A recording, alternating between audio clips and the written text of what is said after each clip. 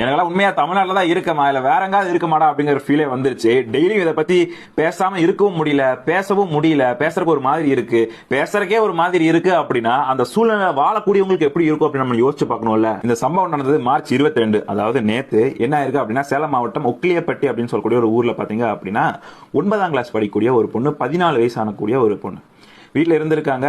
ஒரு 32 வயசான சதீஷ் அப்படின்னு சொல்லக்கூடிய ஒருத்தர் வந்துட்டு அந்த பொண்ணு வீட்டுக்கு போனதாகவும் மிஸ்பிஹேவ் பண்ணதாகவும் வந்துட்டு ஒரு செய்தி இருக்கு.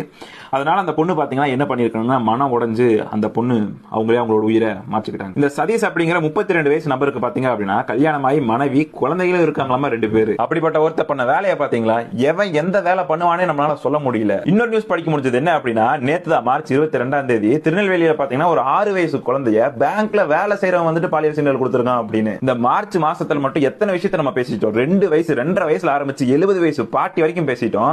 2 வயசு குழந்தை, 7 வயசு குழந்தை, 14 வயசு, 17 வயசு, 20 வயசு, 70 வயசு, இன்னும் பேசாதது எத்தனையோ இருக்கு. இந்த மாதிரி விஷயங்கள் நடக்கிறதுக்கு முழுக்க முக்கியமான காரணம் என்ன அப்படின்னா, தப்பு பண்ணா உடனே தண்டனை கிடைக்காது அப்படிங்கிற ஒண்ணுதான். தப்பு பண்ணாலும் மரண தண்டனை கிடைக்காது அப்படிங்கிற ஒரு தைரியம் தான். இங்க தனி மனிதன் தான் ஒழுக்கமா இருக்கணும் அப்படின்னு சில அறிவு ஜீவிகள் சொல்ற ஆரம்பிப்பாங்க. அப்படி பார்த்தா எல்லாத்துக்கிட்டையுமே தனி மனிதன் ஒழுக்கம் இருக்காது. அப்ப தனி மனிதன் ஒழுக்கம் இல்லாதவன் பண்ணா அது குற்றச்செயல் இல்லையா?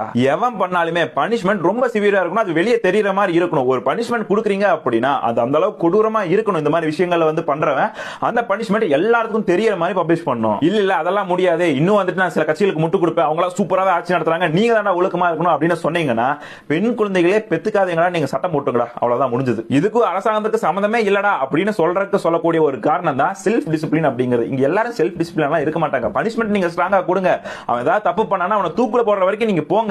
அப்படி இருந்தாதான் எல்லாம் திருந்துவானுங்க. இல்ல அப்படின்னா இப்படி டெய்லி ஒரு கேஸ் வந்தாலும் ஆட்சி பண்றதுக்கு இல்ல. ஏன் இந்த நியூஸ் நிறைய மீடியால எல்லாம் வரல அப்படின்னு எனக்கு தெரியல. அது எப்படியோ போயிட்டு போகுது. நீங்க உங்க குழந்தைகளை சேஃபா பாத்துக்கோங்க, நீங்களும் சேஃபா இருங்க. இந்த விஷயத்தை முடிஞ்ச வரைக்கும் நிறைய பேருக்கு தெரியப்படுத்துங்க.